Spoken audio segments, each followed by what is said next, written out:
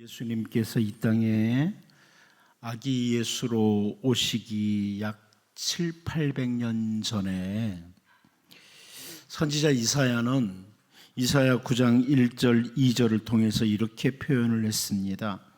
전에 고통받던 자들에게는 흑암이 없으리로다.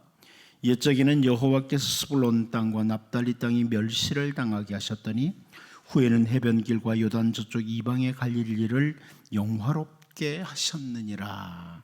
이렇게 선포했습니다. 빛으로 오시는 예수님, 그 예수님으로 인해서 흑암이 사라지는 날, 어둠이 사라지는 그 날이 임할 것이라고 장차 오실 주 예수님을 선지자 이사야가 선포했었습니다. 이사야 선지자는 단순히 빛으로 오시는 주 예수님만을 선포한 것이 아니라 우리가 잘 아는 대로 이사야 53장 5절 6절을 통해서 그가 찔림은 우리의 허물 때문이요 그가 상함은 우리의 죄악 때문이라. 그가 징계를 받음으로 우리는 평화를 누리고 그가 채찍에 맞음으로 우리는 나음을 받아도다. 우리는 다 양 같아서 그릇 행하여 각기 제 길로 갔거늘 여호와께서는 우리 모두의 죄악을 그에게 담당시키셨도다. 이렇게 설명을 해줍니다. 우리의 죄를 대신 지시고 고난당하시는 예수님, 이런 설명이죠. 빛으로 오시는 예수님, 그분은 고난당하시는 예수님이시다. 물론 선지자 이사야는 장차 오실 예수님에 대해서 다른 여러 가지 설명도 많이 해 주었습니다. 그런가 하면 바울 사도는 예수님께서 공생애를 마치시고 십자가에서 대속의 죽음과 부활, 그리고 하나님 보좌 우편으로 오르신 후에 골로새서 1장 15절에서 17절을 통해서 이렇게 설명을 합니다. 그는 예수님입니다. 그는 보이지 아니하는 하나님의 형상이시요 모든 피조물보다 먼저 나신 이시니 만물이 그에게서 창조되되 하늘과 땅에서 보이는 것들과 보이지 않는 것들과 혹은 왕권들이나 주권들이나 통치자들이나 권세들이나 만물이 다 그로 말미암고 그를 위하여 창조되었고 또한 그가 만물보다 먼저 계시고 만물이 그 안에 함께 섰느니라. 예수님에 대한 설명이에요. 예수님은 창조주이시고 지금도 그 모든 만유를 주관하시는 분이시다. 이런 설명이죠. 예수님이 누구신지를 정확히 알았던 바울 사도가 예수님을 설명하는 내용입니다. 또 단순히 예수님을 하나의 형으로만 알았다가 훗날 예수님이 누구이신지 올바로 알게 됐던 야고보는 야고보서 2장 1절을 통해서 내 형제들아, 영광의 주 곧 우리 주 예수 그리스도에 대한 믿음을 너희가 가졌으니 사람을 차별하여 대하지 말라. 이런 표현합니다. 예수님을 가리켜서 영광스러운 주님이다. 단순히 자기 형이 아니라 영광스러운 주님이라고 이렇게 설명을 합니다. 세례 요한에게 와서 너는 누구냐? 이렇게 질문을 했던 제사장들과 레위인들이 돌아간 후에 바로 그 이튿날입니다. 오늘 본문을 보면 세례 요한이 예수님을 바라봅니다. 그리고 예수님이 누구이신지 설명하는 이 표현을 오늘 본문에서 볼 수 있어요. 제사장들과 레위인들이 세례 요한에게 와서 너는 도대체 누구냐? 이런 질문을 했잖아요. 참 답답하죠. 그런데 그들이 돌아간 다음 날, 그 이튿날 예수님을 바라보면서 세례 요한이 하는 외침이 오늘 본문입니다. 이제 오늘 본문 말씀을 통해서 세례 요한이 설명하는 예수님, 그 예수님은 어떤 분이신가를 우리가 다시 한번 확인하면서 우리의 구주이시고 우리의 주인이신 그 주 예수님께 마땅한 영광을 돌려드리는 주님의 신실한 백성으로 우리 모두가 설 수 있기를 바랍니다. 첫 번째로 예수님은 감탄과 감격을 주시는 주님이다. 이렇게 설명할 수 있습니다. 세례 요한이 설명하는 예수님, 감탄과 감격을 주시는 주님이시다. 우리 본문 29절을 같이 한번 다시 읽어봅니다. 보겠습니다. 시작. 이튿날 요한이 예수께서 자기에게 나오심을 보고 이르되 보라, 세상 죄를 지고 가는 하나님의 어린 양이로다. 이 사도 요한이 이튿날이라고 설명을 하죠. 바로 다음 날이에요. 그러니까 세례 요한을 찾아왔던 바리새인들이 보낸 제사장들과 레위인들로 인해서 참 세례 요한이 마음이 참 답답하죠. 이 답답한 현실. 그 다음 날, 바로 다음 날 예수님을 보게 되는 겁니다. 백성의 지도자들이라고 하는 제사장들과 레위인들도 어둠으로 꽉 차 있는, 흑암 속에 매여 있는 그 모습을 세례 요한이 바라보면서 얼마나 가슴이 답답했겠습니까? 저런 사람들이 제사장들이고 레위인들이야. 가슴이 답답했겠죠. 그런데 그 바로 다음 날 세례 요한은 예수님께서 나오시는 걸 보게 되는 거예요. 예수님을 보게 됩니다. 그리고 입을 열어서 하는 표현이 여기 보면 보라 그럽니다. 보라. 여러분, 이 보라는 이 헬라어 단어는 감탄사예요. 세례 요한이 감탄과 감격이 넘쳐서 외치는 이 표현이에요. 보라. 바로 어저께까지 제사장이라고 하는, 레위인이라고 하는 사람들의 답답한 모습 보았습니다. 그런데 백성의 지도자들의 흑암 속에 매여 있는 모습을 보면서 세례 요한이 참 이 시대가 암울하다, 답답하다, 이런 생각을 했겠죠. 그런데 주 예수님을 바라보는 순간 그 어둡고 답답하고 암울한 세상에서 빛으로 오신 참 빛이신 예수님을 바라보면서 감탄하는 겁니다. 보라, 이분이다.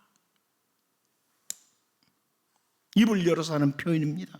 감탄과 감격의 보라라는 표현입니다. 여러분, 세상에 살면서 정말 답답하고 암울한 현실 앞에 설 때가 얼마나 많습니까? 왜 세상이 이렇게 어두운지, 왜 사람들이 이렇게 답답하고 캄캄한지, 죄로 가득 찬 이 세상을 바라보면서 때로는 답답하고 힘들 때가 참 많습니다. 시편 73편 2절 3절 말씀을 보면 한 시편 기자가 이렇게 표현합니다. 나는 거의 넘어질 뻔하였고 나의 걸음이 미끄러질 뻔하였으니 이는 내가 악인의 형통함을 보고 오만한 자를 질투하였음이로다. 이렇게 설명을 합니다. 어떻게 세상에 악인들이 더 잘 될까? 참 세상이 캄캄하다, 암울하다. 그래서 넘어질 뻔했다는 겁니다. 하지만 시편 73편 16절 17절을 보면 내가 어쩌면 이를 알까 하여 생각한즉 그것이 내게 심한 고통이 되었더니 하나님의 성소에 들어갈 때야 그들의 종말을 내가 깨달았나이다. 이렇게 표현을 합니다. 하나님 앞에 설 때에 암울하고 답답한 마음에서 벗어나게 됐다, 이런 표현입니다. 참 세상에 무슨 이렇게 악한 사람들이 떵떵거리고 살아가나 답답한 거죠. 그런데 하나님 앞에 설 때 깨닫게 됐다. 오늘 본문의 세례 요한도 마찬가지입니다. 백성의 지도자들도 어두움에 깊이 빠져 있는 모습을 보면서 참 답답한 현실을 바라보다가 세례 요한이 주 예수님을 바라보는 순간 감탄과 감격의 외침을 하게 된 거예요. 오늘도 여러분, 우리 주님은 우리들에게 언제나 감탄과 감격을 주시는 주님이십니다. 바울 사도가 복음을 전하는 동안 계속 막 대적자들이 일어나고 계속 박해가 일어납니다. 답답하죠. 생명의 복음을 전하는데 박해하는 자들이 일어나요. 그것도 다른 사람 아닌 유대인들이라고 하는 사람들이. 그런데 사도행전 18장 9절 10절을 보면 밤에 주께서 환상 가운데 바울에게 말씀하시되 두려워하지 말며 침묵하지 말고 말하라. 내가 너와 함께 있음에 어떤 사람도 너를 대적하여 해롭게 할 자가 없을 것이니 이는 이 성중에 내 백성이 많음이라 하시더라. 이렇게 말씀하십니다. 주님이 답답하고 힘든 상태에 있던 바울을 만나주시고 격려를 주시고 용기를 주시는 거예요. 바울은 주님을 만난 후에 감탄과 감격을 받게 되고 더욱 충성스럽게 맡겨진 복음을 위해서 사역을 할 수 있게 됩니다. 여러분, 오늘 본문에서 세례 요한이 제사장들과 레위인을 만난 후에 암울한 현실을 바라보면서 답답해할 수밖에 없었는데, 세상에 살아가는 동안에 여러분 답답하고 힘든 일 많지만 그 이튿날 주 예수님을 만난 세례 요한이 감탄과 감격하면서 보라 하고 외치는 이 모습을 보면서 언제나 우리 주 예수님과 깊은 만남을 유지하는 주님과의 관계 속에서 참된 소망을 가지고 살아가는 복 있는 주님의 백성들로 살 수 있기를 바랍니다. 두 번째로 우리는 본문을 통해서 예수님은 어떤 분이시냐? 하나님과 화목하게 하시는 주님이시다. 이렇게 세례 요한이 설명하는 것을 보게 됩니다. 본문 29절을 다시 한번 읽어봅니다. 시작. 이튿날 요한이 예수께서 자기에게 나오심을 보고 이르되 보라, 세상 죄를 지고 가는 하나님의 어린 양이로다. 아멘. 성경에 나오는 세상이라는 단어는 몇 가지로 볼 수 있다. 제가 전에 한번 설명드렸습니다. 이 세상이라는 단어는 먼저 하나님이 창조하신 세상을 가리키기도 해요. 그런데 오늘 본문에서 이 세상이라고 하는 것은 죄로 인해서 하나님과 대립되고 있는 세상을 가리키는 표현입니다. 죄로 인해서 하나님과 대립되는 세상. 그래서 세례 요한은 세상 죄를 지고 가신다. 이렇게 설명을 하는 겁니다. 하나님의 말씀을 거역하고 죄의 길로 달려가는 세상, 하나님과 대립하는 죄로 가득 찬 세상인데 주 예수님이 바로 그 세상 죄를 지고 가시는 분이시다. 다른 표현으로 하나님 아버지와 화목하도록 하시기 위해서 오신 분이시다. 이렇게 세례 요한이 설명하는 겁니다. 세상 죄를 지고 가신다. 하나님과 우리 사이를 화목하도록 하시기 위해서 오신 분이시다. 바울 사도는 예수님께서 하신 일을 설명하면서 에베소서 2장 14절에서 16절을 통해서 이렇게 설명하죠. 그는 우리의 화평이신지라 둘로 하나를 만드사 원수된 것 곧 중간에 막힌 담을 자기 육체로 하시고 법조문으로 된 계명의 율법을 폐하셨으니 이는 이 둘로 자기 안에서 한 세 사람을 지어 화평하게 하시고 또 십자가로 이 둘을 한 몸으로 하나님과 화목하게 하려 하십니다. 원수된 것을 십자가로 소멸하시고. 자, 이 표현들이 뭡니까? 예수님께서 십자가에서 대속의 죽음을 죽으심으로 죄로 인해서 하나님과 우리 사이에 막힌 담을 하시고 하나님과 우리를 화평하도록 화목하도록 하시는 이 사역을 하셨다는 겁니다. 여러분, 우리는 하나님과 화목할 수가 없었어요. 우리의 죄로 인해서. 그런데 예수님이 우리의 죄를 지고 가심으로 십자가에서 갈보리 언덕에서 죽으심으로 우리를 하나님과 우리 사이를 화목하도록 만드셨다. 우리 주님이 이 땅에 오실 때, 아기 예수로 오실 때 천사들이 부른 노래 우리가 잘 알죠. 누가복음 2장 14절입니다. 지극히 높은 곳에서는 하나님께 영광이요 땅에서는 하나님이 기뻐하신 사람들 중에 평화로다 하니라. 바로 우리들과 하나님과 평화를 이루는, 화평을 이루시는 그분이 바로 주 예수님이라는 거예요. 하나님이 기뻐하시는 사람들 중에 평화라. 이 표현은 주 예수 그리스도로 인해서 하나님과 화평을 이루게 된다, 화목하게 된다는 것을 잘 보여주는 표현입니다. 세례요한은 바로 하루 전에 바리새인들이 보낸 제사장들과 레위인들을 만나면서 백성의 지도자라고 하는 사람들이 죄로 인해서 하나님과 원수된 모습, 어둠으로 꽉 찬 모습을 보았습니다.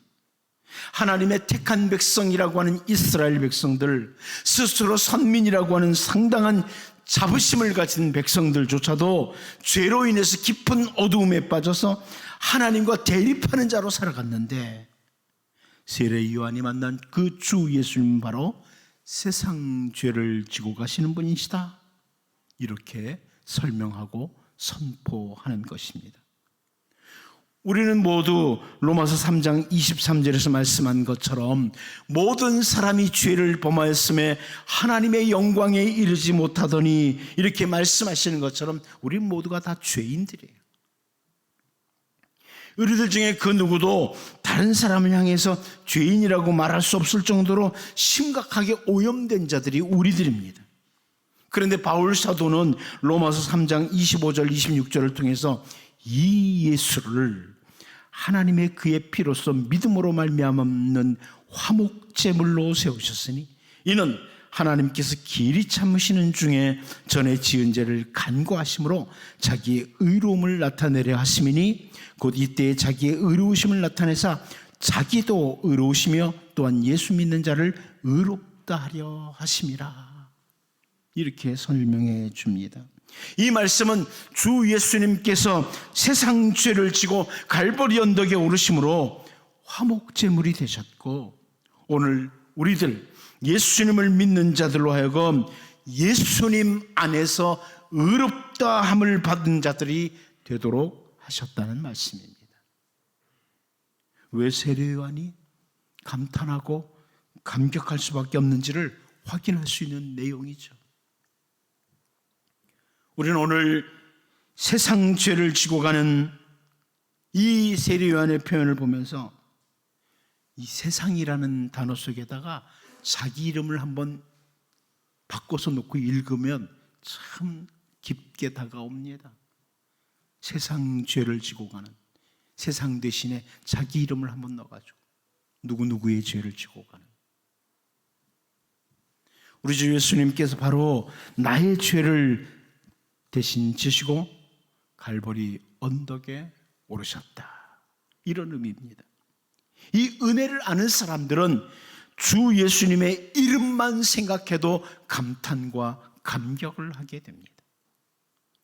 오늘 본문에서 세례 요한은 주 예수님을 설명하면서 세상 죄를 지고 가시는 분이다, 이 부분을 보면서 언제나 그 주님의 은혜에 감사하며 감격과 함께 의롭다 하심을 받은 백성으로서, 하나님과 화목하게 된 백성으로서 신실하게 살아나가는 우리 모두가 될 수 있기를 바랍니다.